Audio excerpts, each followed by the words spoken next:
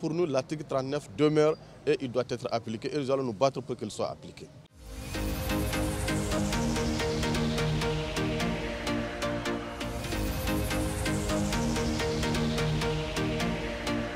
Nous avons souhaité faire cet échange avec les hommes des médias pour les informer, d'abord du déroulement des négociations que nous avons eues avec le gouvernement le 1er, 5 et 12 novembre. Ensuite, leur faire le compte rendu aussi des résultats issus de nos assemblées générales du 25 novembre 2021, où nous avons demandé, posé la question à nos militants de nous donner leur position par rapport à d'abord à la position des syndicats de l'éducation qui est l'application stricte de l'article 39 et la proposition faite par le gouvernement qui s'inscrit dans le cadre des primes et des indemnités.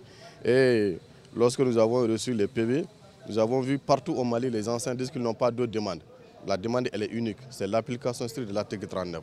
Donc il était important de partager ça avec les hommes de presse et ensuite leur donner les différentes actions que nous allons poser dans les jours à venir. Vous savez déjà qu'on a déjà déposé un préavis de grève de 5 jours qui va commencer à partir du 4 janvier 2021 et qui va se dérouler, s'étaler sur 2 semaines. Et ensuite, nous avons prévu un certain nombre d'actions, notamment une marche pacifique que nous allons organiser au courant mois de janvier. Et nous avons prévu aussi des rencontres avec les parents d'élèves, la société civile, les chefs coutumiers, les chefs religieux. Cette année, ce que nous sommes en train de monter un certain nombre de stratégies nous permettant de ne pas donner des cours. En fait, parce que l'année dernière, nous estimons que nous avons été victimes de notre bonne foi. Nous avons exécuté les cours pendant toute l'année scolaire et en fin d'année, le gouvernement a trouvé des astuces pour ramasser des gens dans la rue pour venir faire un semblant d'examen.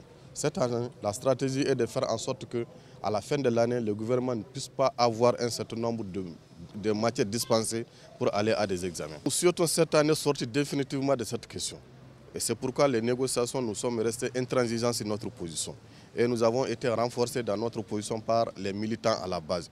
Et quand on va à des négociations, on fera en sorte que toutes les garanties soient données pour ne plus revenir sur cette question-là. Vous savez, quand vous prenez l'unification, vous prenez le statut du personnel enseignant. L'article 37, c'est l'article 37 qui renvoie à la grille.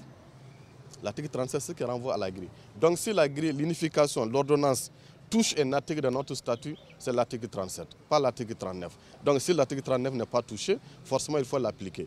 Et on ne peut pas abroger, en tout cas moi je ne suis pas juriste, mais on ne peut pas abroger une disposition d'un statut et laisser le statut intact. Donc pour nous, l'article 39 demeure et il doit être appliqué et nous allons nous battre pour qu'il soit appliqué.